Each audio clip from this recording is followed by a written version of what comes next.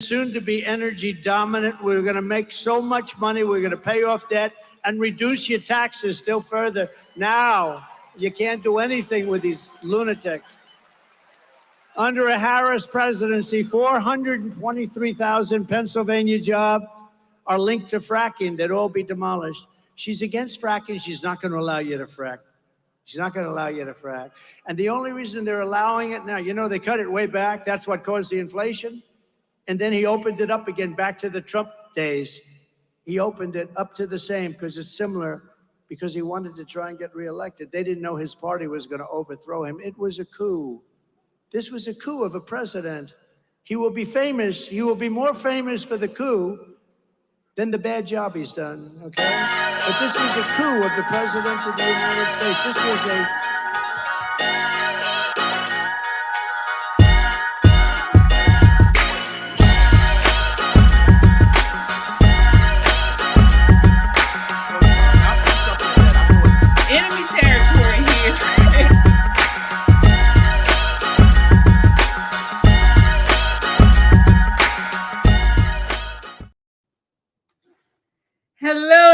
Hello, guys. So happy to be back. It is Wednesday and it's time for Pop and Politics. We are live talking about the latest in hot topics, news, and entertainment.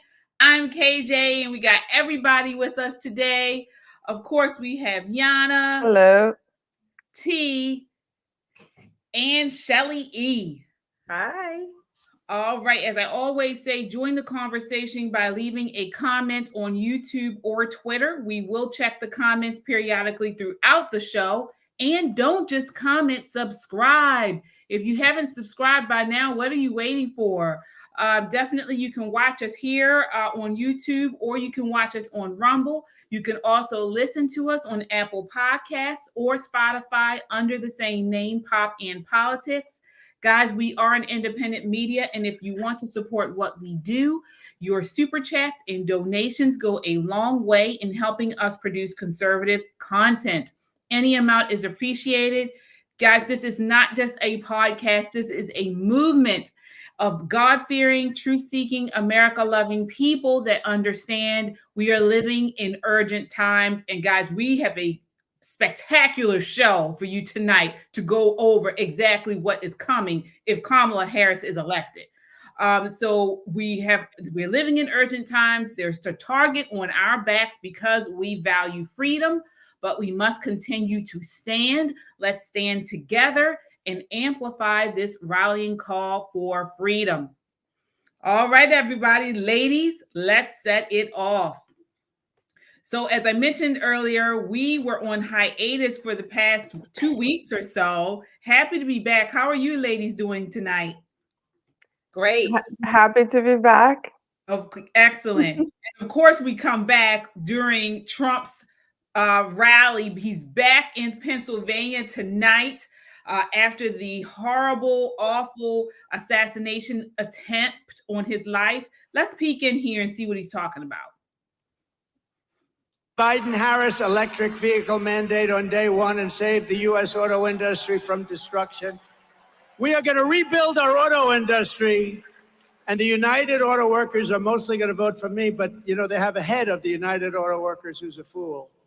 He's giving our auto industry to China by allowing this electric mandate to even be thought of. And again, I'm all for electric cars. There's a certain little section that wants to have electric. I can understand that, but it's first time section. Being back in. They want to have gasoline-powered cars. They want to have hybrids, and they're going to have that. They don't want to stop every 15 minutes. They refuse to stop.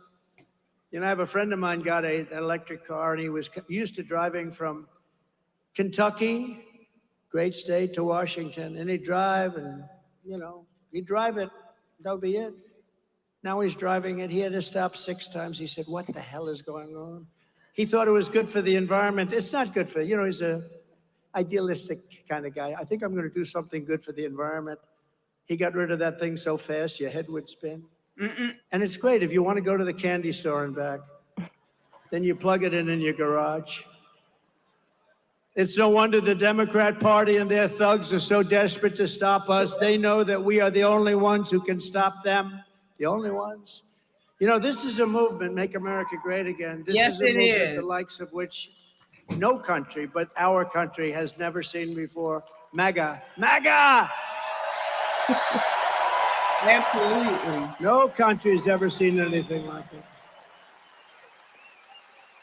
Remember when Biden would get up, we will stop MAGA. He had no idea. We're going to pop back in. I want to bring you guys some I additional. like that they had an Amish. He has an Amish family sitting behind him. Oh, Did I you didn't even notice? see that. Yeah. Yeah. Yeah. But it is Pennsylvania. So. Right. Wow. So that's Trump's rally tonight. This is, of course, his first campaign appearance in Pennsylvania. He's in Harrisburg, Pennsylvania. That's not actually very far from us. We're here in Baltimore, Maryland. This is the first rally since this is his first time back in Pennsylvania since he was wounded in the assassination attempt earlier this month in Butler County.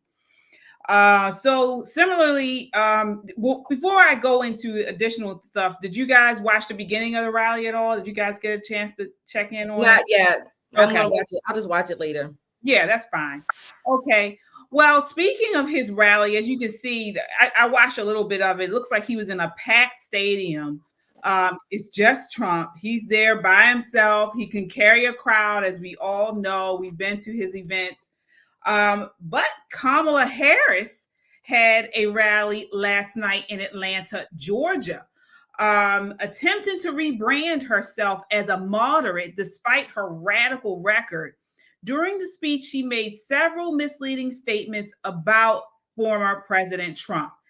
Not only that, but she had Meg, a rapper there, Meg the Stallion, who was there to kind of, I guess, get a crowd of people out. It was sort of like a free rap concert. Before we get into Meg's performance, take a look at what Kamala Harris had to say. This is clip number 1. And you all helped us win in 2020, and we're going to do it again in 2024. Yes, we will. So let's get...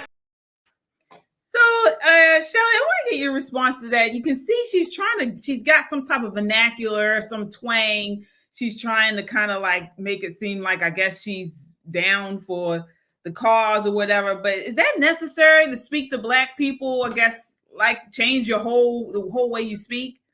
Well, first of all, KJ, you might want to be careful what you say. You said she got some twang. I don't know if you meant poo-tang and what she's down for. I don't know about all of that, but that accent is fake. Okay.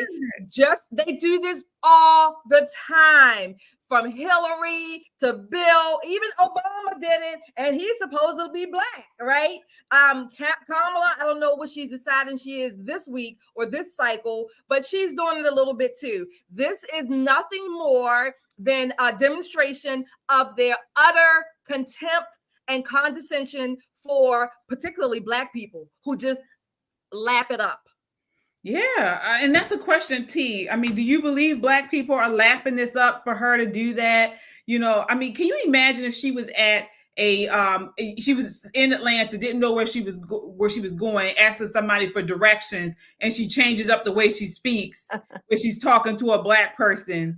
I mean, isn't that offensive? And do Black people think that would be offensive? No, Black people don't think it's offensive. It's actually a thing. And being Black, I'm sure you know, especially in corporate America, if you work in corporate America, it's a thing called code switching. And that's exactly what she's doing. She's code switched to pander to Black people in this case, because she's obviously not Black.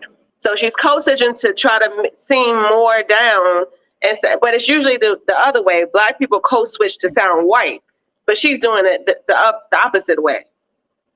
Yeah, I mean, Yana, this is something to contrast between her and Trump. I mean, we just saw Trump. He's at a rally in Pittsburgh. So from Pittsburgh to Chicago, south side of Chicago to Baltimore, he's the same. He is the same. Do you think people would appreciate her code switching, as T would say, or do they want somebody that's the same wherever they are? I mean, I don't know. I think that code switching, it is such a thing, but you have to actually be able to speak like both ways.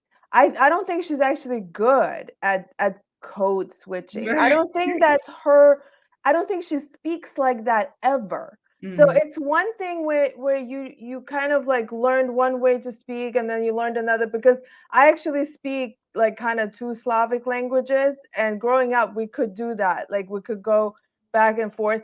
But someone who has never spoke that way, it just sounds fake. So even I'm not from here, from this country originally, but I can hear that she's trying.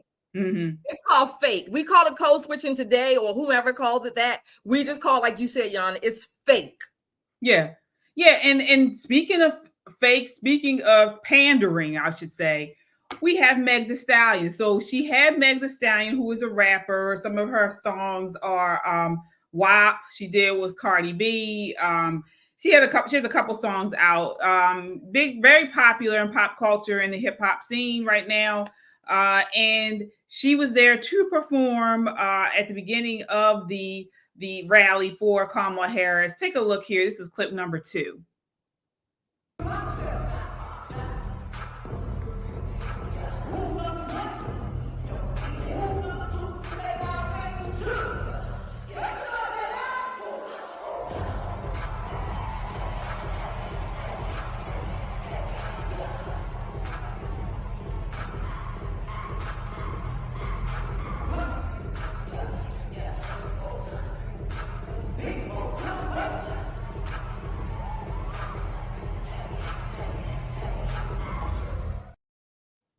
There she is. So Kamala Harris is running for the presidency, and this is how she has her first, big rally. She has Meg Thee Stallion. So Meg Thee Stallion has been a huge supporter of abortion. I think she's like some ambassador for it. Even throughout that song, within the song, part of the song, she says, these are our bodies. So she's talking about abortion. That's like a big thing for Kamala Harris's platform is abortion. Shelley, what do you think of that performance? Was it appropriate, or do you think that's a draw for? Oh yeah, it was appropriate, and it was a draw. It's a draw for that audience. Talking about marketing 101, she knows exactly what to give her audience, and that Meg Thee Stallion, her music is a draw for them. So I know she changed some of the words to the lyrics. I don't think she said all the lyrics explicitly, but absolutely it is a draw, and it was on purpose. She knows her audience. For that, I would say she's just following the marketing 101. Her audience is not I don't know. They don't want to talk policy. They don't want to talk the issues, if you will. They want to emote. They want to twerk. And like people say, they want to shive and juck, or juck and shive, or whatever. I'm sorry, I'm saying it backwards. You know what I mean. But that's what they want to do. Yeah, I want to get your thoughts on that, Yana. Just the idea of having Meg Thee Stallion there. Again, she's like a big proponent of abortion. You think this is going to play to that audience? I have to agree with Shelley. I think that's why they picked her. I mean, Kamala had to bring her circus to get people to come to her show. Mm-hmm. That's true. Yeah. T, what are your thoughts there? Do you think it was weird? Because if you could look right behind her, at that point, I think the teachers union was there, and you got these old grannies like standing behind and like looking. They weren't like bobbing or anything, they just looking, and Meg is just twerking all over the place.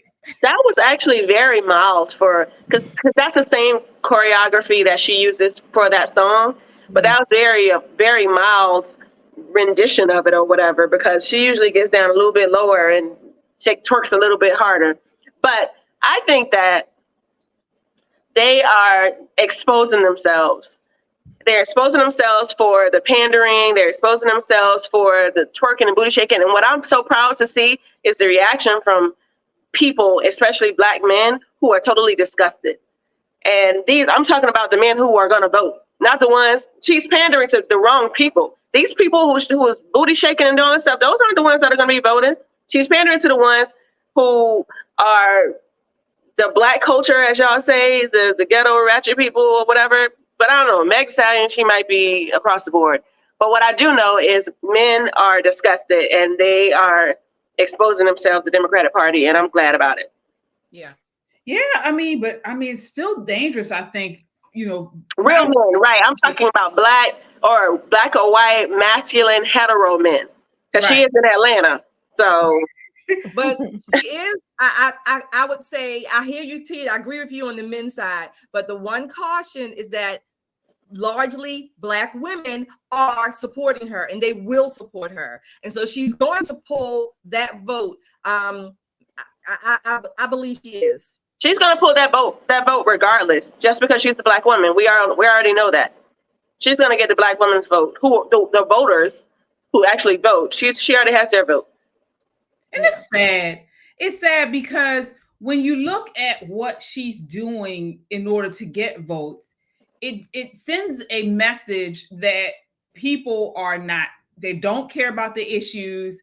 All they need is, to push about racism or to push about fear and things like that. And she'll get their votes because she's doing this because she thinks it works. And it should be a embarrassment. Black people should be appalled that this is what they feel like how they are going to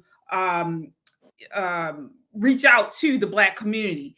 And we don't see, she has not done any interviews. She has not spoken on the issues. She has not taken any hard or tough or challenging questions regarding the Biden-Harris record, nothing. And that brings me to this next clip. Take a look here. This is one of her media supporters or media, what do you call them? Surrogates, talking to the news about her staying silent to the media.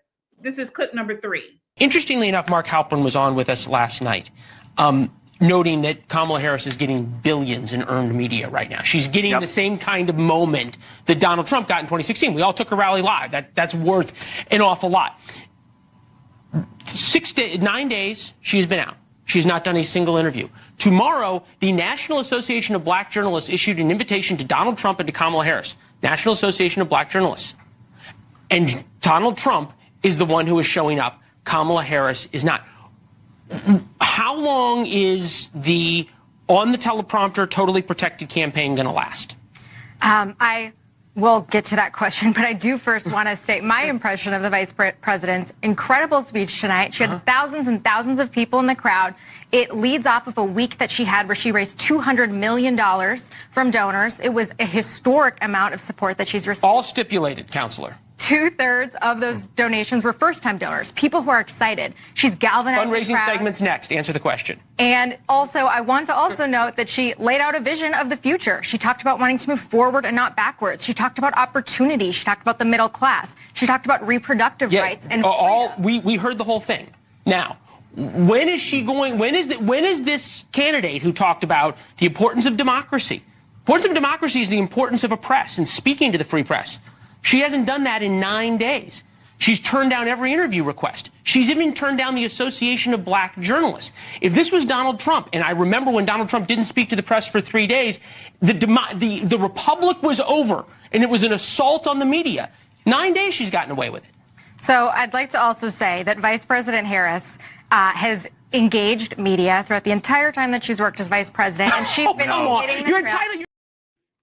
So he's right.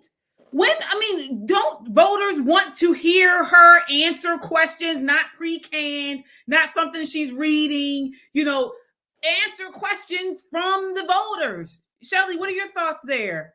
I don't think they do. I think and she's taking advantage of it. She knows she has the media who's going to run cover for her. They're rewriting her history, not to mention Axios and even govtrack.org or .com. They are scrubbing their own stories that they did on her years ago. So why does she think she has to? She doesn't have to. The media is going to run cover for her. She does not want to. And I think she's also playing a little treading water because she doesn't really want to show up the decomposing octogenarian in the White House too much because she hasn't been officially nominated. So she's doing this.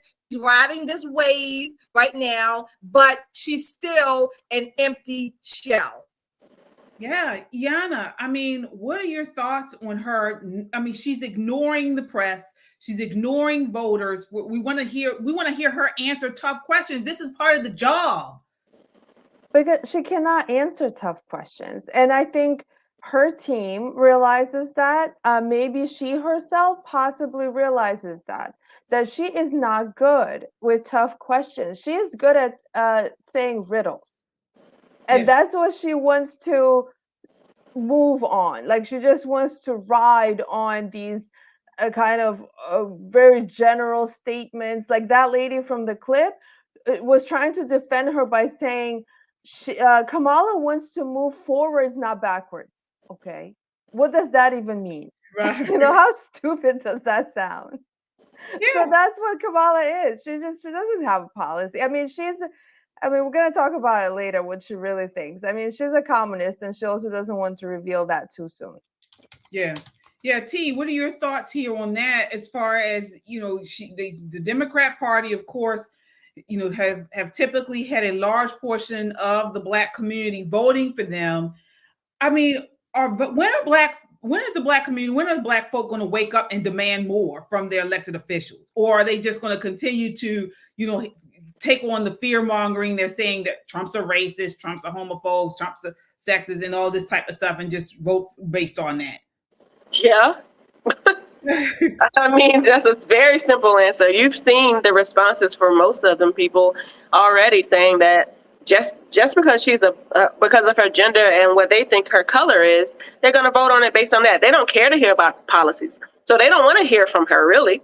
I mean, we're trying to hear what she has to say, but they don't care what she has to say because they're going to vote for her just based off of gender and her color. And they're up to something. The reason that she hasn't even spoke to us or spoke to the press is because they're up to something. They always have some crap up at their sleeves. So I'm just waiting to see what it will be this time. You're right. And speaking of that, we move to these Zoom meetings that they had. So they organized multiple Zoom meetings, campaign meetings, but they segregated these Zoom calls by race. So the trend, they've started this trend for segregated fundraisers, and it's really taken off. In the last week, they've had Zoom calls for Black women for Kamala, white women for Kamala, Latinas for Kamala. I mean, and the list goes on. And guys, I mean, you may have seen these. They're cringy. I mean, really cringy. Take a look here. This is the one, white women for Kamala. This is clip number 4.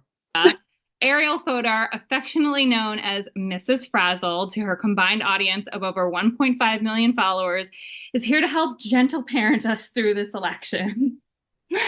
Thank you. Hi, everybody. I am so honored to speak today. I am like shaking to just be among such incredible company. We are here because, as if you were here earlier, you've heard BIPOC women have tapped us in as white women to step up, listen, and get involved this election season. This is a really important time, and we all need to use our voices and influence for the greater good. No matter who you are all influencers in some way. So tonight, I'm going to share some do's and don'ts for getting involved in politics online and navigating the toxicity that comes with it. And spoiler alert, as much as the toxicity can come from the outside, it can come from us too. So first, don't isolate yourself. We can do our best work when we're in community together like we are tonight, because the toxic feels smaller when we support each other. But don't make it about yourself. As white women, we need to use our privilege to make positive changes. If you find yourself talking over or speaking for BIPOC individuals, or God forbid, correcting them, just take a beat. And instead, we can put our listening ears on. So do learn from and amplify the voices of those who have been historically marginalized, and use the privilege you have in order to push for systemic change. As white people, we have a lot to learn and unlearn. So do check your blind spots. You are responsible for your algorithm, believe it or not. Wow. It pisses me off, really. Like who the heck? First of all, who told her this crap? Who told her when Black people are talking, just shut up and listen? Who told her that we wanted to be what toxic from the outside. Who told her these things? What black people are telling these people these things? Yeah. Oh. It's black left people, black leftists, the left, all of the left, white, black, they are pushing this type of talk. And it should infuriate everyone. Black, white, I mean, it should infuriate. She's treating and handling black people like we're pets. Shelly, what are your thoughts on this? First of all, if I was on that call, I would say for her two things. One thing, bitch, please.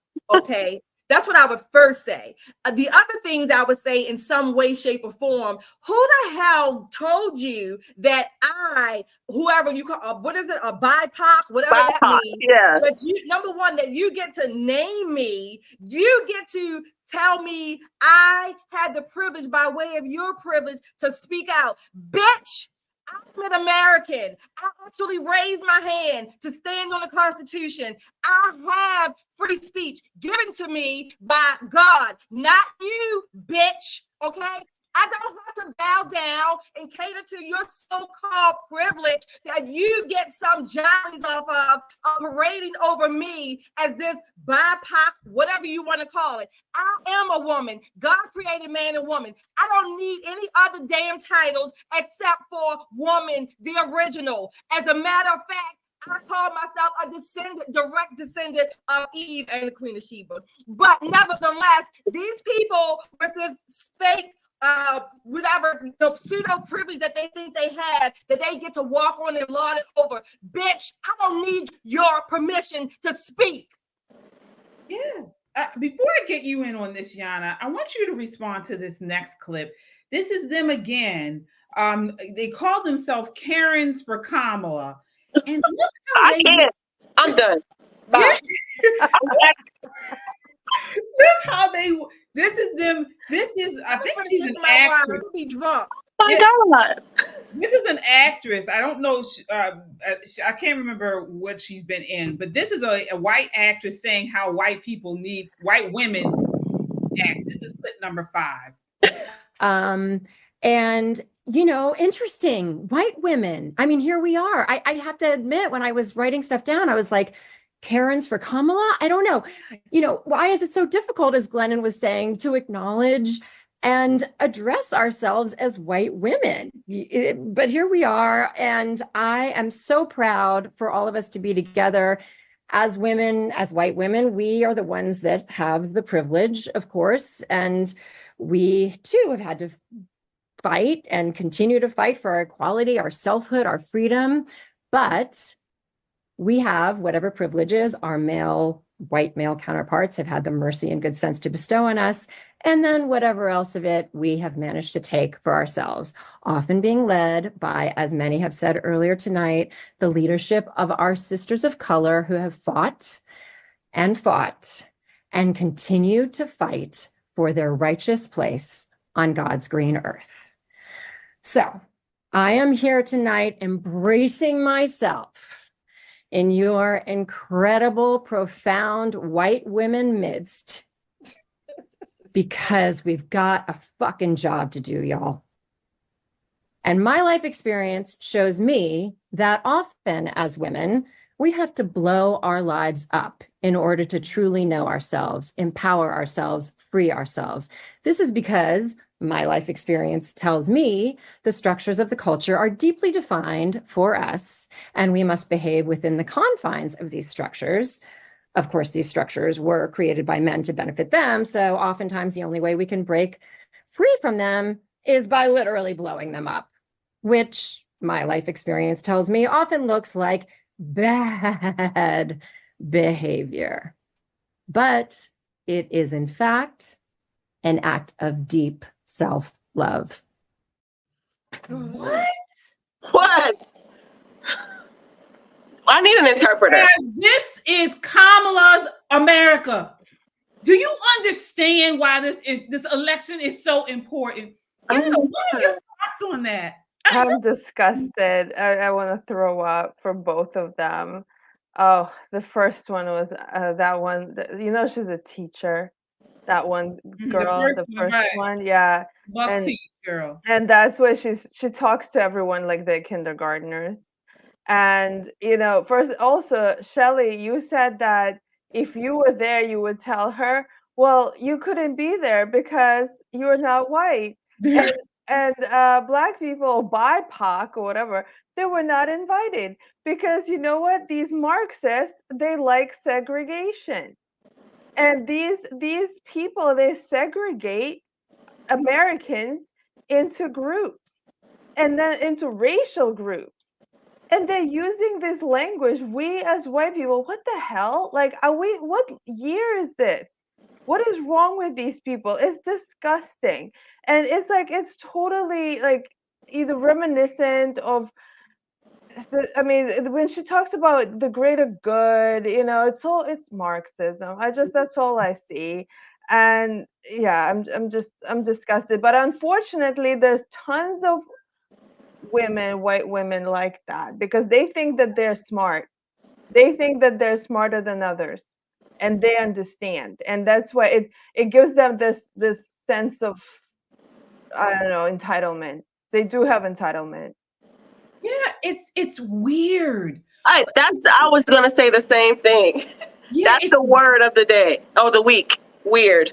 And it definitely is weird. Yeah, but But is don't this forget the they had new one with the normal? Divine Nines too. The But Divine is this- Niners. Oh, yeah. Is this the new normal in America? Is this what Americans want? We're segregated by race within everything. I mean, even for fundraising. I remember back in the day when I was in college and we used to volunteer for different campaigns. It was great. You would have all kinds of people. And the biggest difference was it was the older, younger people were there, different national. We would all get together and you're fighting for a cause that you believe in.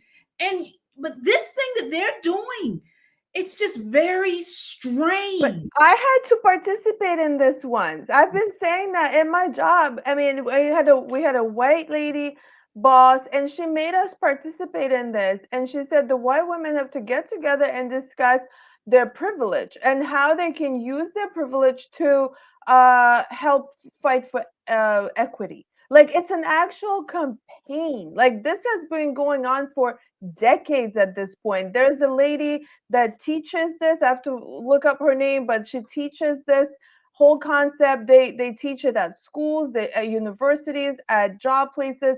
This is something that's been disseminated. Yeah, you're all right. over Who America. does it? Who helps to perpetrate it or purport it? Black people, largely Black people, because these Black leftists are the ones who go around talking about everybody's privilege. They want to make the white people, suffer for this elusive privilege that they supposedly have. So then it's like a vicious cycle, because then these loons like these women here really, buy into this crap as a way to placate and show their community, their unity and community. Bull freaking shit. Yeah. This is the typical white woman liberal behavior. And I've seen it being in predominantly white volunteer organizations. And it's trickled down to, we got to help the Blacks. We got to help the coloreds, because this is Kamala Harris's voice. We got to help the coloreds, because they're the ones who are marginal in these marginalized communities who need our help, because we're the white women and we have the privilege and we're better than them. Yes. And I hope they know that we're better than them. So we have to help them. Mm-hmm. It's not the help that I want. Infuriating. It's insulting. It's insulting. And it is something. And that's how they think. And people don't understand this is going to have very it's going to have very bad effects. And I just want to share a story with you. It already does. Yeah. Yeah, it does. But I don't think people understand the effect that it's actually going to have. It's not just about Kamala's policies that are bad. Her ideology is bad. But this idea of this privilege and this idea of this, separation of the races and things like that, and their savior mentality, whites are the saviors, Blacks are the victims. It ends up having a very bad result on us. And I want to give a quick example. So I have a friend, and we're pretty good friends, and she's white, and our kids are friends as well. And so we were talking one day about colleges, and we're talking about, because our kids are, almost, they're in like they're almost will be in college in a couple of years. And so her son is 1 year older than mine. And she was talking, we were saying, yeah, well, I'm nervous about him getting into college. I don't know where he's gonna go. We're both talking about that. And she said to me, oh, well, your son won't have any issues. He'll be fine. And I say, well, yeah, I say he does well in school, but I'm still, worried. I want him to, get into a good school. And she said, oh yeah, but he's Black, and the way things are going now, with these, privilege and things like that, and then, within the colleges, they're giving more to, they're putting, now Asians aren't getting in, got rid of affirmative action and stuff. She was saying the whole society is geared towards Black people now, and he will have an easier way due to that. And I was so upset. You should have said something. Well, you're right. I should have. But I did say, I mentioned to her, I was like, well, my son, he goes to one of the best schools probably in the state. He's an A honor roll student. He's an athlete. So that's why he shouldn't have a problem getting into college. Not because of his skin, but when you look at that video we just saw, you can kind of see how these people are now starting to believe that. This is nothing but a rewrite of affirmative action, reparations, if you want to call it that. What you should have said was, bitch, please. That's what you should have said. No, and I do, because I get a lot of where she got that from it. I mean, yeah. I understand. I get a lot of white liberal women who come to me and try to give me that same thing, like oh no, I grew up in, my father wasn't in the home either, so I can relate to Black people because my father wasn't in the home, or I grew up poor. And I'm like, my father was, I know my daddy. I didn't grow up poor, I can't relate to what your struggle. So don't try to relate to me as a Black person thinking that we got the same story. If you were poor, you were just poor. That got nothing to do with me being Black. But Black people have to put these people in their place too. Don't let them do this to us. We have to tell them, look, I'm not a slave. When you have a lot of Black people pushing the opposite, I get you. It's up for us to correct them, starting with bitch, please. Right. I want to move on to this other Zoom call, because it's not just the women. They actually it called that White Dudes for Harris Zoom call. Take a look at this. This is clip number 6. And that happens at the same time as the myths around America that we grew up with, that we as men are expected to be protectors and providers, are going out into an economy that doesn't really allow for that, especially for working class folks. And sort of like compounding on that, masculinity as a trope has been co-opted by the MAGA right into something that feeds into and exacerbates the loneliness epidemic, as well as the mental health crisis that many face that end up leading to really destructive behaviors. We aren't the only ones that are hurt by these things. Black and brown people, LGBTQIA plus people, especially trans women and Indigenous people, and all sorts of other folks in our society who've been historically and often still today are marginalized and being hurt, demonized, and marginalized even further. So there we go. Before we get into that, I want to acknowledge our super chatters here. Guys, thank you so much. We certainly appreciate you. We have Jeff Nelson. Thank you, Jeff. Says, keep up the great work, ladies. Love to see it. Thank you so much, Jeff. All right, LAPD SWAT. Thank you. Welcome back. LA. The date of the incident with Donald Trump was July 13th. Go read Matthew chapter 7, verse 13. Also watch the movie 7 Days in May, circa 1964. Okay. Hi, Krista. Hey, Krista. Hey, Hi. Krista. We really missed you all. She says, hi, ladies. If it's racist now to call someone a DEI hire. Hi, ladies. Is it racist now to call someone a DEI hire? I thought one would be proud to a DEI. Dems love it, though. I thought, yeah. They can't make up their mind what they want. They can't. Jude. Hey, Jude says, Hi, Jude. And hereby declare that you are all forbidden from ever taking any more breaks. Oh, that's sweet. Wow, we missed you all. Yes, we did. There was so much that happened in those 2 weeks. I was like, this is a wrong 2 weeks to take a break. All right, Lumpy Grits. Hey, Lumpy Grits. Hey, y'all. Thanks to you for accepting my IG request. Yes, this man has an awesome story. We're going to have him on the show coming up soon. Okay, Lumpy Grits.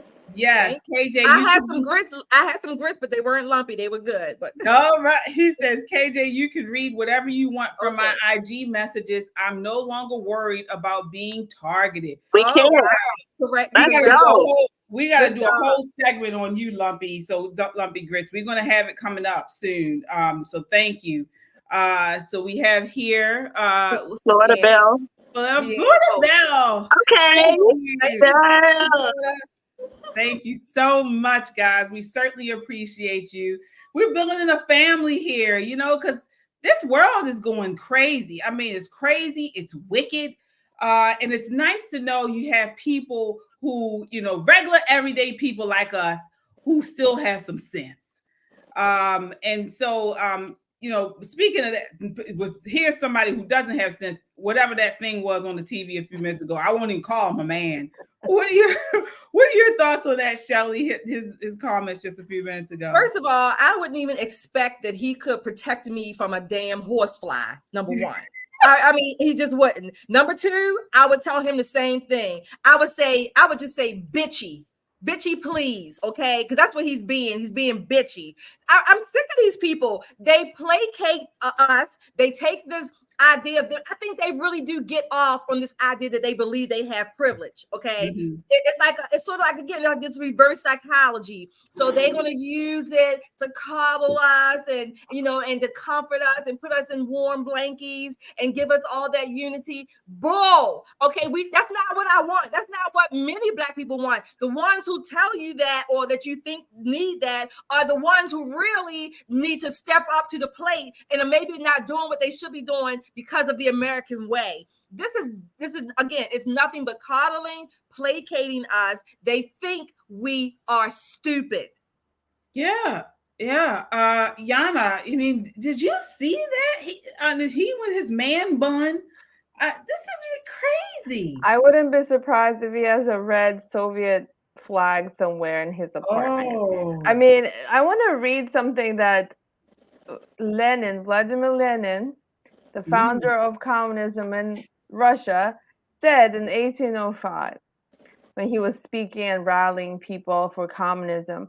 He said, Jew and Christian, Armenian and Tatar, Pole and Russian, Finnish and Swede, Latvian and German, everyone goes together under one common banner of socialism. All workers are brothers, and their strong union is the only guarantee for the good and happiness of all working and oppressed humanity. Do you see the same thing? Yes. Like, he just named a bunch of different religions, different ethnicities. But first of all, one of the things that they do is that they name them. They name those ethnicities, those identities, in order to identify, to call people, for their identity. And then we're going to unify together towards this, goal of socialism. This is all that they're doing. That's yeah. I want to, speaking of that, the media complex has been also pushing this socialism, this Marxism, and they love Kamala Harris. So you guys know today, prior to Trump's Pennsylvania rally, he was at the National Association of Black Journalists event. He was asked to come by. Well, actually, they asked Kamala to come by too. She didn't. She denied it. She wouldn't. She pushed it down, so she couldn't make it. But Trump showed up. He always shows up.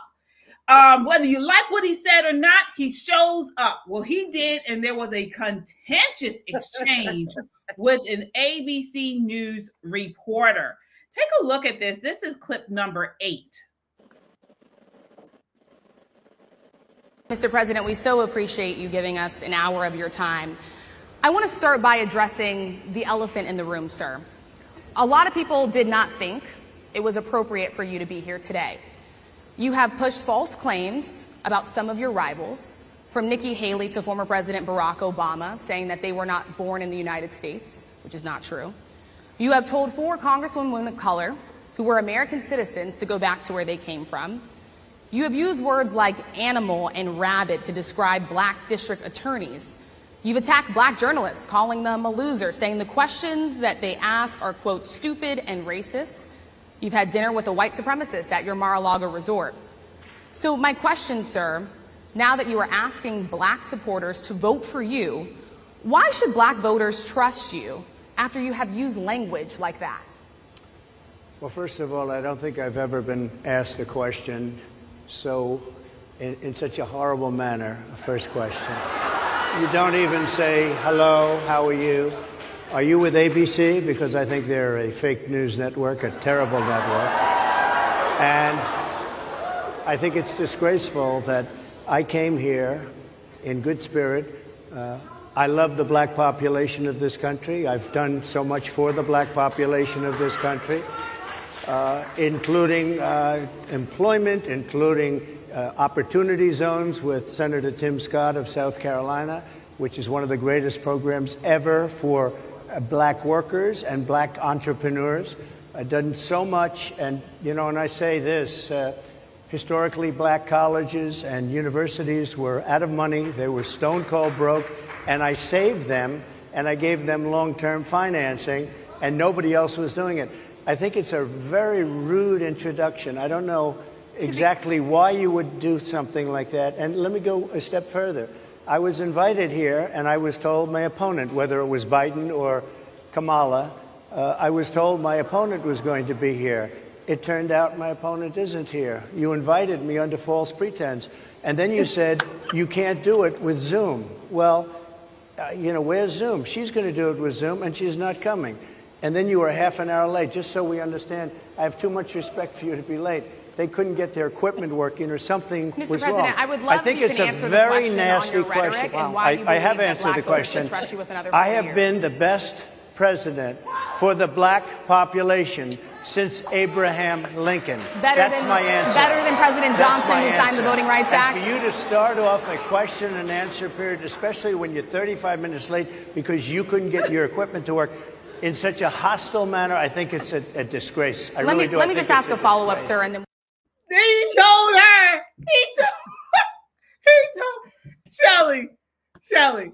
First of all, did he read her or did he read her? He read her well. Look, first of all, CP time does not work with the Donald, okay? He's about his business and about getting to the facts. That's number one. Number two, he's correct. When you invite someone into your home, you don't go and then try to embarrass them. It's called hospitality. She's black. She should know that because the black community certainly taught that when I was growing up. Then they had the equipment. And when she comes off with this, I don't know, this asinine question. Now, to be fair, she's going to probably say, oh, he's racist. But no, he did the same thing to Megyn Kelly a few years ago. So therefore, he's even keeled in that way. But he did tell her correctly. That question was the elephant in the room.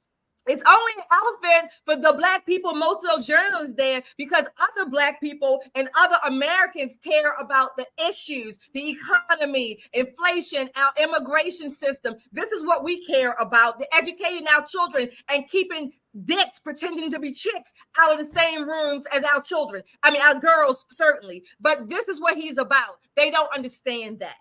No. And he was the former president. Exactly. This isn't new for him. Half of the country, over half, voted for him.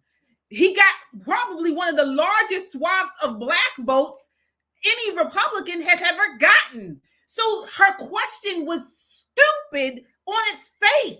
And she took a minute before she even got to the question. It took her a minute to just go through the long rant of just nonsense instead of just asking him a question and asking him a good question. But once again, they have to continue to push the racism. Yana, what are your thoughts on that? It wasn't even a question. It was an attack. I mean, she just went on attack. Like, oh, so you got here. Okay, so I'm going to attack you now like a rabid dog. Yeah. Like, she was barking at him. Like, when he was trying to respond, he was responding. He was answering her question about the Black community. And she was just like, oh, better than blah, blah, blah Johnson. And, she was just like, she was just like, so unprofessional. It's no substance to it. So unprofessional and just so low class. It's not even journalism. This is like some girl from a street. Like, this is how, like, those people on the street who are, protesting and whatever, that's how they are talking, like that woman. And that's how she got the job, because she was one of those activists from the street and they picked her up. Yeah, exactly. Yep. Exactly. This was online. I'm sorry, KJ. This was online with the interview when Vivek was on the Breakfast Club, and that twit, Teslin asked him something about the 6th grade. You had the president, or the presidential candidate in that sense, the former president, a real live former president, a presidential candidate, and you ask him something about calling people names or whatever. Are you serious? You use your time that wastefully? Well, that's what you get. Yeah. And this is what the media has done from the time President Trump came down that escalator. They have been on a mission to try to gotcha moments to get this man. To kill him. Right, exactly. But let's take a look at what they did before he was president. Let's take a look at how they treated President Trump before he decided to run for office. This is clip number 9. Back with Donald Trump. Please welcome Donald Trump. Joining us on the phone, Donald Trump. Please welcome Donald Trump.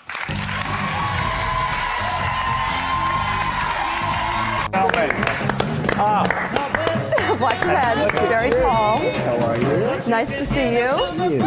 How's it going? Who's mad? Donald Trump. Joy said the guy wears a tube. He says that it's his own hair. So I believe him because I believe Donald. He's an upstanding American. And have Republicans considered replacing their candidate, as Sonny pointed out, with someone who isn't a twice impeached serial liar and a convicted felon? Oh, my God.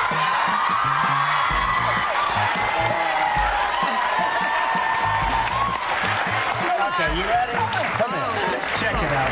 No, it's true. It's real. It's not very pretty, but it's real. Well, we all know that Trump is a liar and a thief. We know that.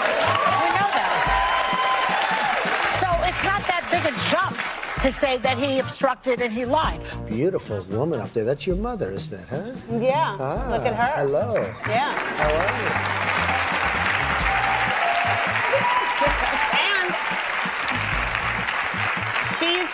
She's available if you're interested. I'd like to offer her. I don't want to give him a platform because it validates him. And for me to have someone on the show, I have to at least admire them in some way.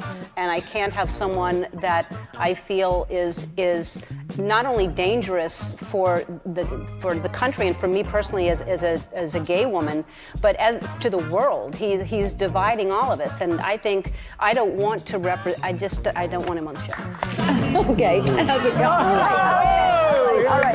That's The third one is the charm there. Right. Ashley, let me start with the tough question. These people are such liars, elitist cogs for the system, for the elite. That last clip was Mika Brzezinski. Yes. Hugging and kissing all over Trump. This was all before he became president, all before he became president, actually. Yes. Shelley, what are your thoughts there? So when I was watching that, I thought of something Trump has said, and we probably said it in one way or another, that they're not really coming at him. They're coming at the rest of us. What they're saying about Trump now is really code word for they hate the other side. They hate what we stand for. They hate us. They hate our values. They hate our country, certainly. So they're just using Trump as the proxy. They can't come out and say, oh, I hate Republicans. Well, Hillary did. She called us deplorable. So, but they really can't say that because they know that they would probably lose most of their audience because much of their audience does not just live on the coast. They live all across America. So this is as much about the rest of us as it is about Trump. He has said that. Yeah. Yana, I mean, can you believe how they flipped? They were literally hugging, kissing, falling all over President Trump. And as soon as he becomes president, as soon as he decides he's not going to follow along for Republicans and Democrats, because people forget when he was in the primary, he talked just as bad about the Republican primary candidates as he does about the leftist ones. I mean, just looking at that, people need to see that they cannot trust the media. Nope. Like, how can you watch anything that they are broadcasting, anything that they say after you see something like this? Exactly. That they will completely switch their language. Completely. Mm-hmm. And like Ellen DeGeneres, she was offering her mother to her, she was like, you can be my stepdad. She had him on the show. And then later she said that he's a threat to her because she's a gay woman. What? I thought she was okay with him being her stepdad. Apparently he was fine before he became a Republican, before he became a candidate. So they're just liars, hypocrites. They do not say what they actually think. They're saying what they're told to say. Exactly. I want to get you in on this, T. I want you to respond to this next clip I have. This is another clip from the national, what is it called? National NABJ, the National Association of Black Journalists, where she, of course, brings in Kamala. This is another gotcha moment. She tries to get him again, and I want you guys to take a look here. Let me see here. I actually have it on my screen. One moment. All right. There we are. Okay. Here we are.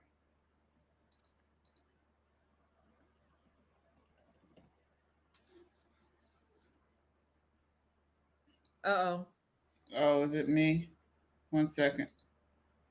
Oh, it's it. It might be coming now. Oh, no. So this is that ABC reporter. Yeah, let me refresh it. All right. Yeah, he didn't like her based just from her tone anyway. And I didn't either. I want to fight her. Who is she? Yeah. I know. Who nobody knows. And, and I for the black box. So in such a horrible manner, first question. Can't see it, KJ. Oh, you We'll move on to other questions here. Some of your own supporters, including Republicans on Capitol Hill, have labeled Vice President Kamala Harris, who was the first Black and Asian American woman to serve as vice president and be on a major party ticket, as a DEI hire. Is that acceptable language to you? And will you tell those Republicans and those supporters to stop it? How do you define DEI? Go ahead. How do you define diversity, equity, and inclusion? Okay, yeah, go ahead. Is that what your definition? That is give me a literally definition the words. then. Would you give me a definition DEI. of that? Give me a definition. Sir, I'm asking you a question, a very direct question. Define define it for me if you I would. just defined it, sir. Do you believe that Vice President Kamala Harris is only on the ticket because she is a black woman? Well, I can say, no, I think it's maybe a little bit different. So I've known her a long time indirectly, not directly very much. And she was always of Indian heritage, and she was only promoting Indian heritage. I didn't know she was black until a number of years ago when she happened to turn black, and now she wants to go. So I don't know, is she Indian or is she black? She is already as a black woman. She went to a respect historically either black one. college. I respect either one, but she obviously doesn't. Because she was Exactly. Indian all the way, and then all of a sudden she made a turn and she became a black person. Just to be clear, sir, do And you I believe think that she is somebody should look into that too when you ask For continuing DEI. nasty tone. It's a direct question, sir. Do you believe that Vice President Kamala Harris is a DEI hire? All right, that's it. I love it. I love it. No, I mean, so when has the DEI hired? Isn't that the reason that they created this DE&I, so that these people who are colored and women and whatever can get a job? Like, so why is that all of a sudden a bad thing now? Yeah, okay, yeah, she's the DEI hire. Because who would have a woman running for president unless it's like a special privilege? He should have said, is it live or is it Memorex? Remember that old commercial? Is it live or is it Memorex? Because he basically said, you all hired her for this reason. Now tell me what that means. Now, like you said, all of a sudden it's a bad thing. You can't call Kamala D. Well, guess what? Is it better to call her DEI hire, or is it better to just call her a damn imbecile? Yeah. Yeah, Yana, what are your thoughts on this whole thing? Oh, I love it. That was the best. That was probably the best Trump quote ever. She went black. All of a sudden she became black. I love it. So, and also that woman, the so-called journalist, she is so not professional, because he's asking her, what's the definition? And she's like, diversity, equity, inclusion? I gave you a definition. That's not a definition. Acronym. And she explained what the letters stand for, but she didn't give a definition. The definition is diversity, equity, and inclusion are organizational frameworks which seek to promote the fair treatment and full participation of all people, particularly groups who have historically been underrepresented or subject to discrimination on the basis of identity or disability. So if that definition was read, then you can actually have an intelligent conversation. Right. So you have this policy, and you know what? We believe that she was picked because of her historical underrepresentation. And this is it's just ironic that they're at a National Association for Black Journalists convention when these people are far from journalists, because if that were the case, they would have said, hey, journalism is supposed to be unbiased. Right. We're supposed to just report the news and report the facts. But her emotions, you can hear it in her voice, that she was so emotional during this the first word that she said, and that's why he called her out on it. And I'm glad he did. We should have been there. We should have been there. National Association of Black Journalists. Well, I mean, I don't know about Yana, but you could have came along with us. Well, I'm glad Harris Faulkner was there. She kind of saved them a little bit, because she's a consummate journalist, and she tries to present the fact in the news, and then you let the participant respond. So, she actually asked him questions about like substantive questions. Exactly. What this gotcha? It's kind of like more pop. It's more like gossipy questions. She actually asked him quick questions, but the one thing he answered it kind of. He did kind of right in his own way. In his own, yeah. The one thing I wanted to pinpoint in that exchange was the whole black thing. So again, they're trying to race bait. She was so offended, when he said, well, what is she? Because nobody knows, when she initially came out, she said she was Indian, now all of a sudden she's black. And now if you say she's not black women are so appalled and upset by it. Corinne Jean-Pierre was reacting to this exchange earlier today. And I do. Let me see here. I do have it. Let me see let me drink my wine because she got on my nerves too. Cheers. All right, here she is.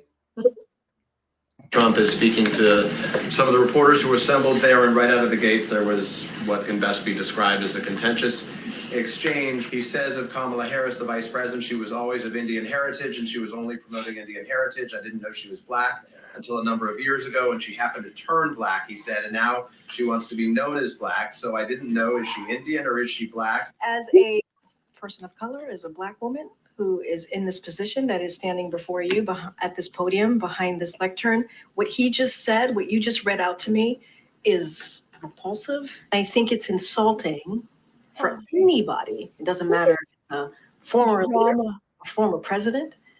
It is insulting. And we have to she is the vice president of the United States. And my sensibility. Oh. Can I ask you about something that's happening at the NABJ right now, Dom? So again, this is what they do, you know. Oh, insulting. Is it insulting to say that your head looked like the top of a plunger? Is that insulting? She is full of it. You know, I looked into this because I was very curious to see if Kamala herself actually said that she was a black woman. And I could not find any interviews where she actually said that I'm a black woman herself. And I actually wanted to see, like, what is her real heritage or whatever. And I went down this whole woman's line of her lineage down to her great grandparents, which her great grandmother is actually Irish. And she gloated about being from Ireland because her father or someone in her lineage started the how do you pronounce that? Anglican church in Jamaica. So her great grandmother was Irish, her great grandfather was Jamaican, but she comes from Irish descent. Like that doesn't even matter. You know what matters? The thing that matters is she's a lefty loony. She's a leftist loony. She comes from a Marxist descent. I looked at her heritage too. Yeah, and her dad was a professor at multiple universities. Stanford. He has taught economics. He himself has said that Karl Marx affected his thinking a lot. So his theory of economics. So this is something he has taught, this idea of equity and inclusion, and also, I guess, kind of equalizing the classes. He has been teaching that like his entire career. He's a Marxist, Jonna. He's a Marxist. Yeah, he actually says it. Like, and all, like, whatever, when she spits out these things, when I hear her speak, I mean, she was a little girl and she was just absorbing all this, you know, that what he was saying. And I can see that she has these glossy eyes and she just spits out slogans. Right. You know, that idea about equity and how we all end up in the same place. Like, that's, I'm sure she's heard that since she was born. Yeah. And well, sorry.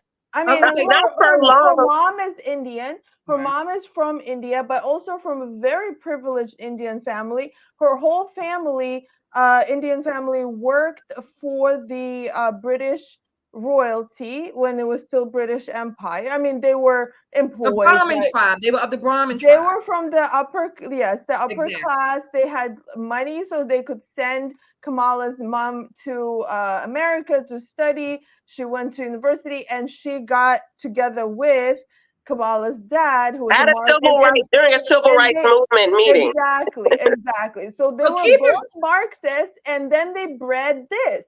Mm-hmm. Keep in mind that these are the same types of people, if not the same people, who would call us, particularly KJT and myself, who would call us that we are not black. We don't have a black card. It's just because we're on the other side. They would downplay, minimize, if you will, demean us because we don't hobnob with the left as black people. We present or we're on the right. So they would mock us. You know, damn our skin color. They would say that we just not black enough, or what it call it? Yeah. we are black adjacent or whatever, white adjacent, whatever other terminology they want to use. So these people are fakes and frauds. They are phonies. They are liars. They will do whatever they do and whatever they say only to keep the power and maintain their positions. Right. Going back to what we were talking about her being raised, she was actually raised to be black. I saw an interview that said that her mom, knowing because she had a tint of color to her, her mom raised her to be black. And so that's how, when she says things like, oh, we celebrated Kwanzaa and those types of things, her mom instilled those things in her to make her black. So she's kind of trans black right now. She's not really a real black person. She just has a hint of color and a hint of black, and she was raised to be black. There were these people who wanted to promote, this, that equality of race. Her parents were activists as well. So obviously, her mom was teaching her, all these customs and things like that. But another thing I was just thinking, the way that she tries to talk to people, like when she said, oh, I'm here in these streets, and the way that she's talking to, I guess, the regular people, and tries to kind of like pretend like she said they're one of us, or they're not one of us, things like that. She comes from like a family of a professor and a doctor. And, she is not like, don't pretend, to be this person from humble beginnings. Right. Like, just be honest. Yeah, just be honest. Just be you. People love you or hate you. Just be yourself. But this is why she didn't get one single vote. She still has not gotten one single vote. This is why she got out before in the primary in 2016. She got out before her own state's primary because she knew she was going to lose that. It's a quitter. Right. Her own party did not identify with her as a candidate because she was so inauthentic. So and now the media complex and the Democrats have gotten behind her because they don't got anybody else to run. So they pushing her up as best they can.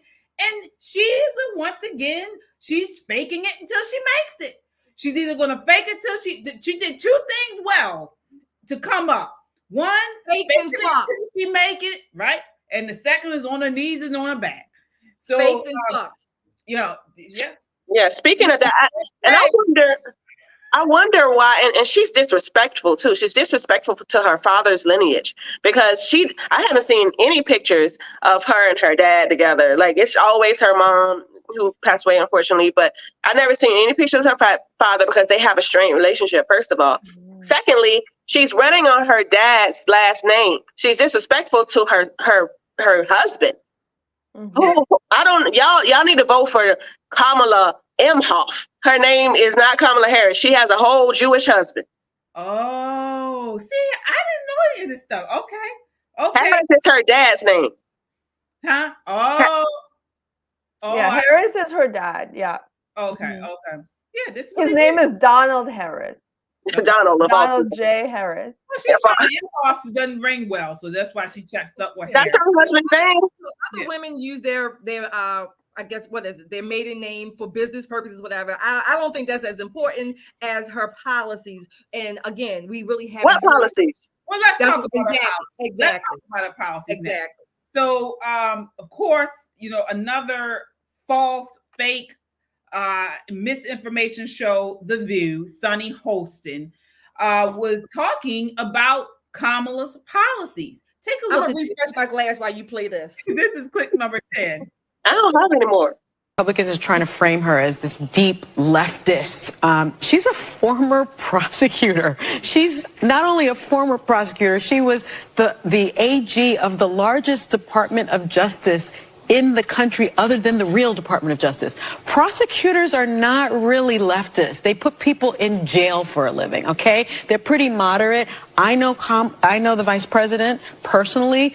She is not, she's moderate. And I was talking to Alyssa about that. And then they want to attack her on her record. She is one of the most Can I respond to that, or do you want me? Yes. I think the point is that in 2020, she ran in a moment where she ran to the left. And if she had run the campaign... Meaning what? Meaning focusing on... Like what? Give So me an one example was this is the moment of George Floyd, the country's torn apart, and she put out... She couldn't be the prosecutor then. She couldn't be She hard put on out a crime statement then. saying she wanted to bail out people who were protesting in streets. So people took that a certain way. They felt like she was running to in that primary, and someone like Biden won. She's not doing that now. This is a centrist Democratic She's message leaning that she's into who pushing. she really is, because if you got... All right. So here we got old master slave owner Sonny Holston. She always got something to say. She always race baiting, and she is owning slaves. We all know that her family owns slaves, but she still uses that race baiting at any chance she can get. Shelly, I want to get your response to this whole thing. Again, they're trying to remake her. Yeah. These biddies really get on my nerves. They really do. And I'm drinking wine too, so it's just, exacerbated. First of all, they believe this foolishness that they hear themselves say, because they really think most of the left, if not all of the left, believes that their ideology is the moderate stance in the country. It's not. So they don't see anything outside of the left. They're going to frame it as far right because they really believe that they are the centrists. They're not. That's number one. Number two, again, as we said earlier, govtracker.com or .org, whatever the site, rated her they said the most liberal, but it's really the most leftist senator when she was in the Senate, okay? This is what I keep saying on my pages. I've been saying it for years, and I borrowed it from Dennis Prager. The right, we really need to understand the differences, or some of the differences between leftist and liberal, which is, again, one of the main differences is liberals are basically, they're colorblind. The left focuses on race. This is what Kamala Harris did. Her policies were based on race, releasing people based on race, not on the crimes that they did, not to mention that those criminals that were released, they go out and harm more so-called BIPOC people. So this is bullshit. They hear themselves talk, and all they do is emote. They don't even think about their own consequences of the policies that they put forth. Yeah. And that's something very important. Emote. They emote, they misinform, they do not live and deal in facts. And that's what we like to do on this show. And so we want to talk, you want to hear facts, we want to hear data. So let's hear it from the horse's mouth about what she thinks and feels and how her policies, if she's so moderate. Roll the clip, producer, number 11, clip 11. It has to be about a goal of saying everybody should end up in the same place. And since we didn't start in the same place, some folks might need more. Equitable distribution. Giving resources based on equity, understanding that we fight for equality, but we also need to fight for equity, understanding not everyone starts out at the same place. So there's a big difference between equality and equity. Equality suggests often everybody should get the same thing. Well, that often assumes everybody started out in the same place, as opposed to equity, which is everyone should end up in the same place. And if you then understand not everybody started out in the same place, you understand some people need more. So we all end up in the same place, right? We are proud of the fact that equity is one of our guiding principles. Proud of the fact that we understand equality is important, but not everybody starts out on the same base. We see that people in our country are having an experience that is not equal. So when we talk about the work we are doing here together, it is recognizing that and being guided by this principle of what we must do in the spirit and in the interest of equity. To put equity firmly at the center of our economic policy. But no, if you look at the reality of who will benefit from certain policies, when you take into account that they're not starting at the same place and they're not starting on equal footing, it will directly benefit Black children, Black families, Black homeowners. Folks, That is blood red communism. Blood red. She is menstrual. She is bleeding, hemorrhaging, blood red, big, clotted, menstrual communism. I didn't even understand what she was talking about most half the time. There it is. People, we're in danger. If this woman gets into the presidency, it will be awful. Not just because of her failed ideology and policies, but she and Democrats will feel they have a mandate to implement these policies at every level of society. They will divide us up and create so much division amongst American voters that we will be consumed with fear and hatred of one another and run to them for leadership and power. It's all by design. They create moral and social decay to facilitate the coming of a new world order. That's it. This is it, people. She said it. I don't know how much more you can change it. You can twist it, flop it. This is from the horse's mouth. Horses. This is the horse's mouth. Yada, what are your thoughts here?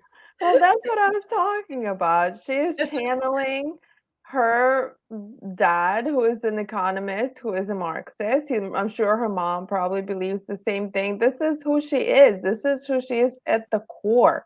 And she is a Marxist. She clearly speaks about it. And this idea of equity is so disgusting because it has been tried. It has been tried in the Soviet Union. We had equity where, quotas of who you can accept into university to a certain job position, that quotas, how many Jews could be allowed to get in, and because there were so many of them that were able to get in because they actually did really, really well in school, so they were not allowed to get in, and so they could bring in a bunch of people from the collective farms, the children of the collective farm workers. They have to get the opportunity, and so they have tried this over and over, and what it does is that it doesn't really elevate the society. It makes it worse.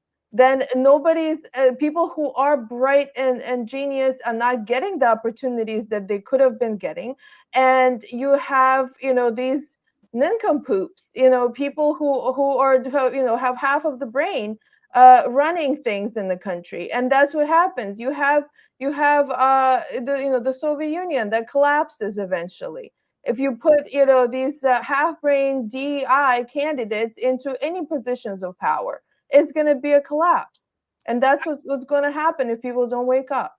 I agree. I have to acknowledge our super chatters, guys. You are amazing. We're so happy to be back with you all live after our 2-week hiatus. Who do we have here? Name says, as an Asian man who identifies as a Black woman, I'm voting for Kamala, even though her mother is Indian and her father is Indian and Irish. She had rappers at her rally. She Black. Okay. Yes, I mean, I can hear the sarcasm. Yeah. Yes. Big Dog, what's up, Big Dog? He says the left mandate is nothing but anti-man hate. It is. It is, absolutely. Thank you so much. LA says libs left white women, liberal white women, Black women, left and Black soy men ending USA. Yeah, I know. In internet, the other countries are laughing at us. Yeah. Big Dog, thank you. Says, holla, my conservative queens. Been a while, I know, but this convention all but sold up a Trump win. He had them shook. Only one who asked meaningful questions with Harris Faulkner. Yep. Was going to do couch DJ. Yeah. That he's talking about the National Black Journalist event. Jude, thank you so much. Says, this is why I've always loved Trump. He's no polished fake politician. He always says what's on his mind. Unfortunately, many dislike him for that same reason. You're right, but he says it no matter who it is. Exactly. Black, white, handicapped, illegal, legal. Exactly. He says it. You're right. And I want to show this other clip. This woman is dangerous. She's a communist. Kamala is a communist through and through. This is clip number 12 with her again speaking. Trying to look, part of this movement, and it's not just a moment, it's a movement, standing on the shoulders of the movements before.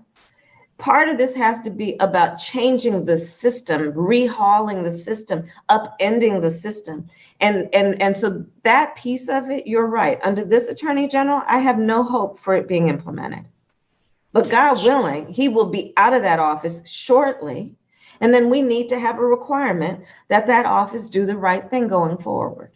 So then if you're for overhauling, where do you stand on defund the police? Look, right. So here's the thing, defund the police. The issue behind it is that we need to reimagine how we are creating safety. And when you have many cities that have 1/3 of their entire city budget focused on policing, we know that is not the smart way and the best way or the right way to achieve safety. For too long, the status quo thinking has been you get more safety by putting more cops on the street. Well, that's wrong. Because, by the way, if you want to look at upper middle class suburban neighborhoods, they don't have that patrol car. They don't have those police walking those streets. But what they do have, they have well-funded schools. What they do have is home ownership, high home ownership rates. What they do have are thriving small businesses. What they do have is access to public health and mental health services. So this whole movement is about rightly saying, we need to take a look at these budgets and figure out whether it reflects the right priorities. Oh, wow. Shelley, what are your thoughts there? Bitch, please. That's number one. Number two, this is what I would have loved to have been on that call. How come they never ask us? Because I would have asked her, why don't you start with your own personal example? Get rid of your Secret Service protection detail and walk your ass through these streets of Chicago, LA, Baltimore, Philly. I would have asked her that. Let's take your example, follow the leader, and then maybe you can have some people who would really believe what you're saying and doing, because you would be showing by example. These people are, again, they want to defund the police, they want to release the criminals, and who are they going to hurt? Again, these same minority communities that they want to have unity in. She's full of it. I'm going to repeat the famous 13 words that she's really following in these footsteps. We are 5 days away from fundamentally transforming the United States of America, and Kamala Harris will continue that tradition. Yeah, I mean, Yana, you heard what she said. You can't have home ownership. You can't have businesses within communities when you have high crime. Right. You know, in many of these places, such here in Baltimore, are run by the left, Democrats, for decades upon decades. They are run by Democrats who tax us out the yin-yang. And studies show that when you have high taxes, you have a less likelihood of having businesses come into these areas of home ownership, because nobody wants to pay the high taxes in these municipalities. Right. And it's basic economics. Actually, Thomas Sowell wrote a whole book about it, explaining how it works exactly. Businesses open their businesses where they can profit. They're not going to open a business where they can get robbed and killed and, not make money, but actually lose money. Why would they open businesses there? So that's why, if there is such a neighborhood, I mean, the only thing to help it is more police, because then maybe some people might risk and try to open some businesses there, possibly. So that's the only way. I mean, otherwise they would have to pay for their own security. And also, when she said we need to reimagine how we create safety, is this what they did during that Trump rally where he got shot? They reimagined how they create safety. Yeah, that's what it looks like. Absolutely. And that's what you get when you reimagine something like that. And I mean, and she has all the security in the world to in her life. It's ridiculous. It's disgusting, and it's total nonsense what she's saying. I mean, if she actually believes it, I mean, she's stupid. But I kind of feel like she doesn't believe it. She just has this ideology and she just keeps pushing it because that's what works for her. They want to usher in the Great Reset. This is what it is. And right now we are at the part or the part of the timeline when they push moral decay and total anarchy.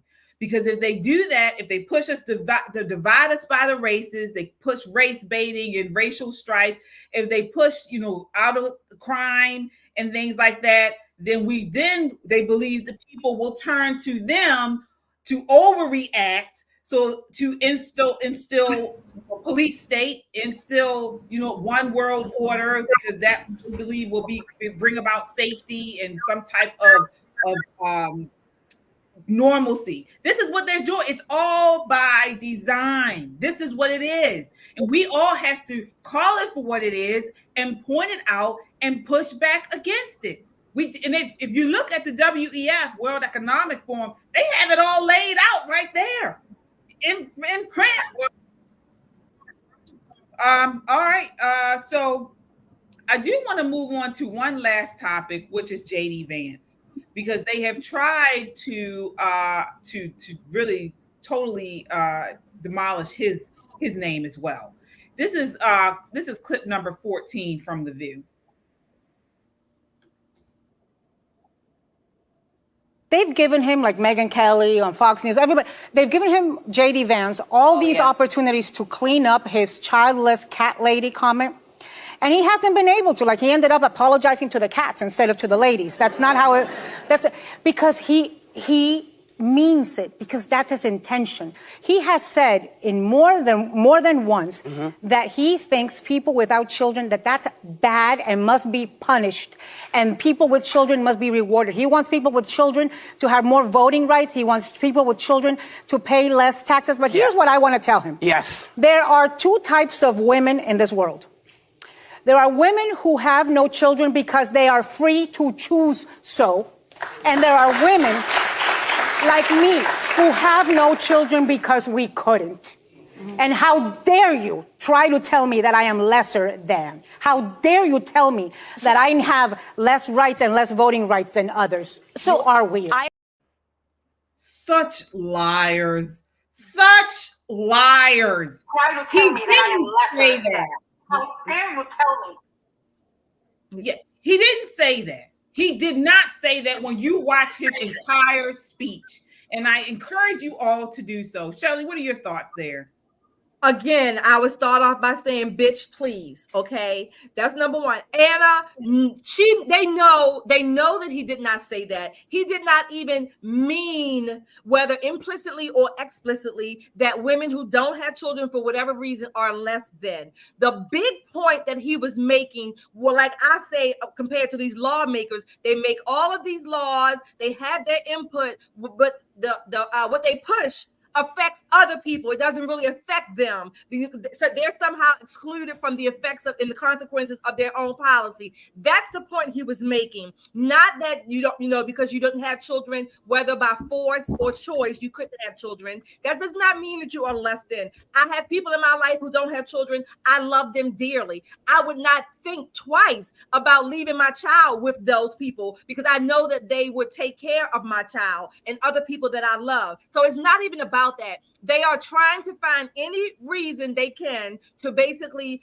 minimize, demean, whatever, cast down Donald Trump, certainly, and now JD Vance. They are trying to basically, mock his narrative, the popularity that he has, rightfully so, with his own story, basically a come-upping story, an American story. Yeah. T, what are your thoughts on that exchange there? What do you see a difference in, should we as a country encourage families and starting families? We should. And I just believe that that's their That's her guilt. That's her own internal issues that she has within herself because she wasn't able to have children. So that's all she can hear. So it's a very conscious thing for her and women like her, the cat ladies that JD Vance called them. So this is the problem, is because they have issues, they expect for everyone to have woe is me with them. Yeah, I'm sorry you can't have babies or you can't have children. It's a wonderful experience, but don't put that on us. It's not my fault that you can't have children. I have 3, and we all have children. So it's not a bad thing to not have children. Embrace it and keep it moving, but don't make it seem like it's our fault. And he didn't, and I want to play the tape because he actually did not demonize people who cannot have children. This is clip number 15. Consider all of the next gen of the Democrat Party. If you go on any of these prediction markets, they'll tell you who's most likely to win the Democrat nomination for president in 2024, 2028. Think about all those people. The names are obvious. They're well-known people. Kamala Harris, Mayor Pete Buttigieg, who's now the Secretary of Transportation, Cory Booker, AOC.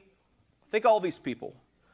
They're different. They come from different walks of life, different parts of the country. What is the one thing that unites every single one of them? Not a single one of them has any children. And why is that? Why have we let the Democrat Party become controlled by people who don't have children? And why is this just a normal fact of American life? That the leaders of our country should be people who don't have a personal and direct stake in it via their own offspring, via their own children and grandchildren. Now let me do the necessary throat clearing because I do think it's important. Look, a lot of people are unable to have kids for very complicated and important reasons. I know, good friends of mine who have struggled to find the right girl, find the right guy. There are people, of course, for biological reasons, medical reasons, that can't have children. The target of these remarks is not them. It's important to point that out. There have always been people like that who, even though... Exactly. Hello?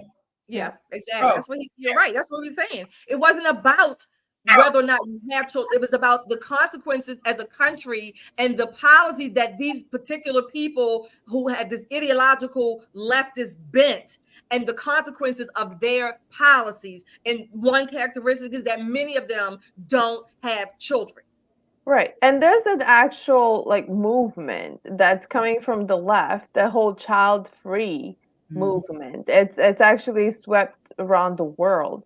So that's what he is talking about. And he clearly is talking about that and not people who would like to have children, but they, for whatever reason, they are not, they can't. That's not what he's talking about, obviously.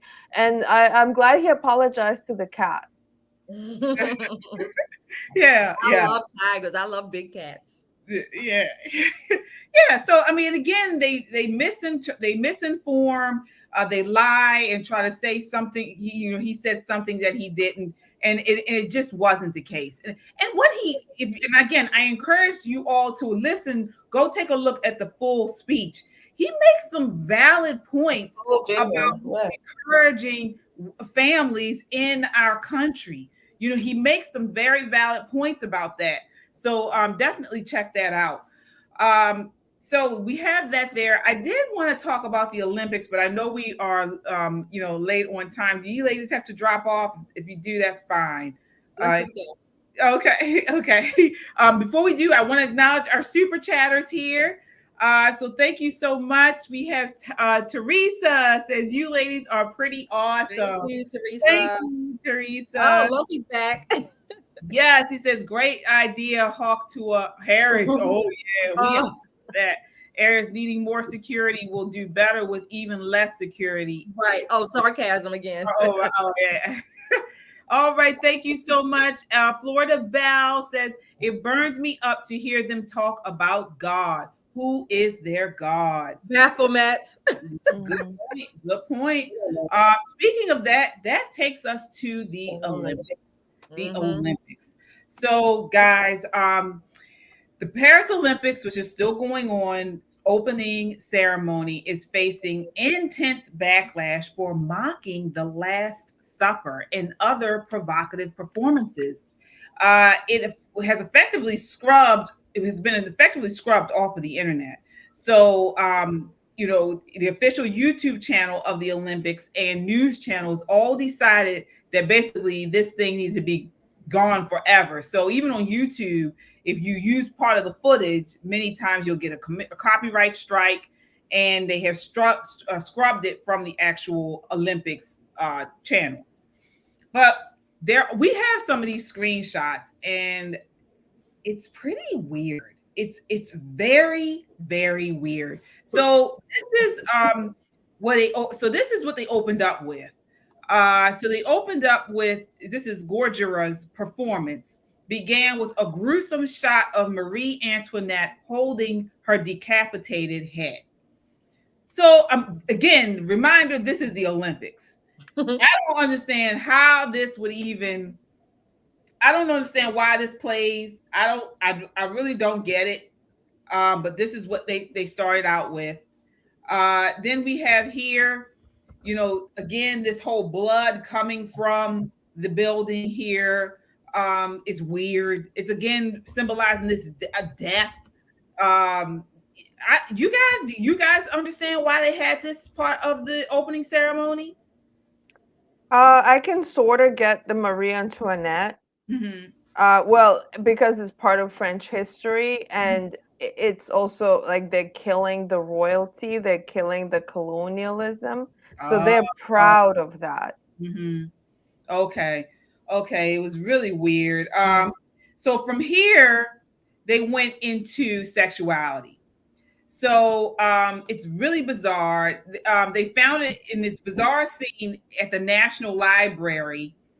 They have this book. It's called Diable à Coeur. It is about a married woman having an affair with a 15-year-old boy while her husband is out at war. So this was part of the ceremony as well. I don't understand why. From here, it gets even really. You understand why? Yeah, I mean, this was part of it as well. So you got two men and a woman engaged in flirtatious behavior as they read this book about sexuality. Again, you guys, I mean, how is this? What do you guys think about this? This is weird. It's weird. This is nothing short except their examples of their own ideology. This is part of their religion. I've said it before. The left, they are obsessed with bodily fluids, blood, semen, saliva, vaginal fluids. They are obsessed with death and destruction. They are obsessed with perverting anything and everything. If you want the pedophilia, the homosexuality, this is what they believe. They are true to their religion.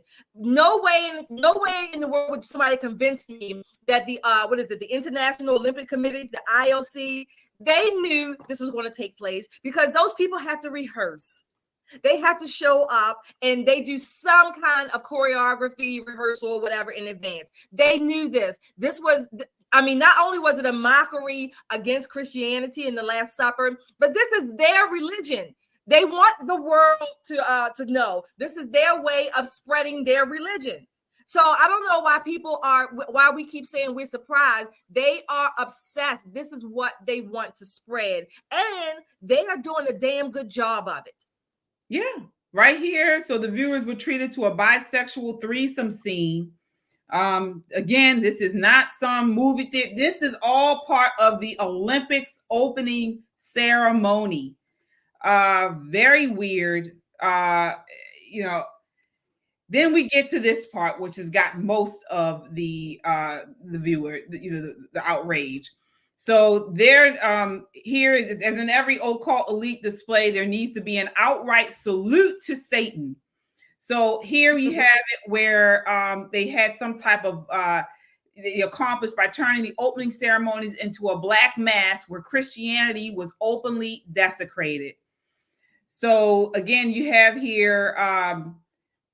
Let's see here. French DJ Barbara Butch plays the role of Jesus Christ, complete with a halo, and is surrounded by drag queens in a scene mocking the Last Supper.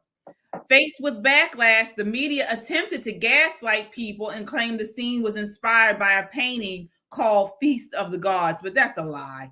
And they came out and said it was a lie. One of the organizers said this was actually the Last Supper was the inspiration for this whole weird stuff. I don't even see why they took it down myself. I mean, why? I don't agree with it. I think it's perversion, absolutely. But why take it down? I mean, you wanted everyone to see your artistic, abilities and choreography. Why take it down? Why? And again, it's a fashion show featuring a bearded drag queen who tramples on the Last Supper table. He's actually standing on the table. So then we got to this.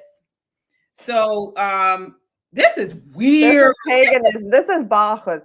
Exactly. Yeah, this is paganism. Paganism.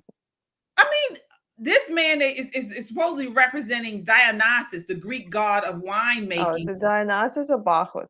That's supposed to be Dionysus. Yeah. I mean, it's nothing new under the sun. It is weird. It's perversion. It's nothing new. It's the same. Dionysus and Bacchus are one and the same, actually. In Roman culture, one is Roman, one is Greek, also known as Bacchus. I mean, and this is, they have the same. Well, I'm not gonna say that, but it has kind of the same storyline as the Last Supper. So they're trying to justify it by saying it's not really Christian. This is based on Dionysus and Greek and all of that. So. No, this is their religion. Dionysus is often included in rituals involving sacrifice of goats or bulls, and at least some participants and dancers wore wooden masks associated with the god. So in pagan religion, right? It's a ritual. It represents the opposite of Jesus Christ, and that's why they have him lying on the table, looking sleazy and lustful. Again, if you look into Satanism, occult, it's always the inverse of Christianity or God. I should say God. It's the inverse of it because it's actually a perversion of all this. So that's why you have these drag queens. You have the same sex. It's all a perversion of God's ornate plan or divine plan for humanity. It's crazy. It is. And then it gets worse. So they have this little girl. She's there dancing with a bunch of these sweaty degenerates. She's there. They have her there dancing. And here she is again. Some man is holding her dancing among all these. There you go with the perversion of the children. Yep.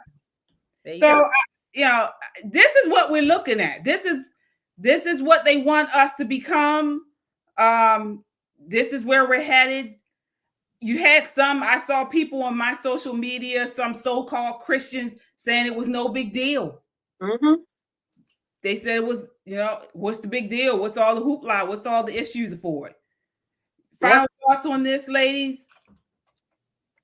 I think whether or not you're a Christian, it's even Christians to some degree, I guess I would say, respect, if you will, other religions. They could not do this. They would not have done this if it was something dealing with Islam or Muslim faiths. Because you know why? They would have been talking about Marie Antoinette. Mm-hmm. Their heads would have been off. Mm-hmm. Yeah. Yep. Yeah. I'm glad Russia is not participating. They were not, they're not included in this Olympics. And, I'm not watching it. And I haven't watched it either. Yeah, it's just such a disgrace. And they just showed the worst side of their culture. If it's French, because in Olympics, you're supposed to show your culture, and they showed the worst of themselves. Mm-hmm. Yeah. Again, we're talking about good and evil here, because at this point, it's in your faces that they don't care what you think about evil, because evil is doing what they want to do. And the good, or the Christians here, I'm blaming y'all, because y'all are the ones who are letting this slide. And y'all are the ones who are just sitting here talking about it, but ain't nobody doing nothing but talking. And so I'm going to blame y'all. This is the way of the world, and this is why it's acceptable. Yeah, they took it down, but this is what they have in their spirits, and it's becoming acceptable. Well, it is acceptable. That's a good point, because I've heard that the Pope, the Catholic Pope, has not commented yet on this opening ceremony, and it's happening right there, in Europe. He hasn't said anything about it. It was the Turkish president that called on the Pope to comment. So it's amazing that we need to have a Muslim president reacting and saying, this is ridiculous, that this is a mockery, that this is so insulting, and the Christians themselves are being very quiet. The Vatican is in bed with them. The Vatican. And I mean, I'm not a fan of Andrew Tate, but even he said basically the same thing that you're saying, T. Yeah, the Vatican is in bed with them, so they're not going to say anything because they're the ones that are doing this stuff. Well, we know, I mean, those who are Bible believers know that this is end times. This is Bible talks about this. It's going to be a remnant, as we get closer and closer to the end days. People, the world will become more wicked. Righteous people will become lesser and less. This is why we do what we do here. Not just about, Bible believing and faith-based, but just in general conservative values. We push on this channel. We stand up and we talk about it. We push it within our communities, and we have to continue to. This is why we ask you guys, if you haven't subscribed, if you agree with what we're saying, and you want to see more content like this, please subscribe. Your super chats go a long way in helping us push out this conservative content. We all must understand that there is only going to be a remnant left. So if you find channels like ours, if you find groups, communities like ours, we have to support one another, because we are the last. We are the last. I do see a couple other super chatters here I want to acknowledge before we go tonight.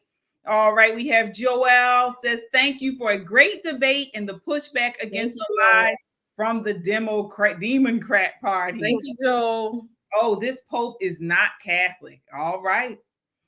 Judy, thank you, Judy. Says Vance said leaders as childless cat ladies, not citizens. The left is once again misquoting our side. You smart women of America, color don't matter.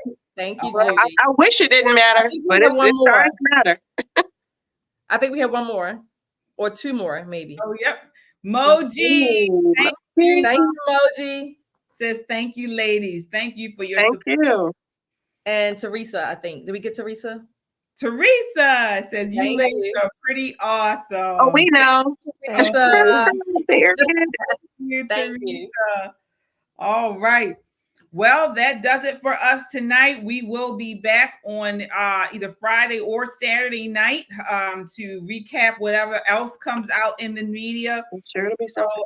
Yes, absolutely. So thank you all for watching with us tonight. It was a long One show. last super chatter. I'm sorry. Yeah. Oh, say again. We got one last super chatter. Oh, Krista. okay. Oh, Krista. She said headboard Harris and Hooker Heels Harris names I seen today. Uh-oh. Thank you, Krista. Right, yeah. I heard Kamala. Yeah. She comes. Oh, Kamala. Oh, Kamala. Well, thank you. So whatever we do, we need to do it together. Division needs to stop. That's what they want to do. Whenever you see chaos or division coming up, it's of the left. It's of the occult. I even say it's of the Antichrist spirit, and we need to push back against it. So we'll see you guys on Friday or Saturday. Hit the notification bell so you know when we go live, and wishing you warm days and starry nights. Good night. Good night, everybody.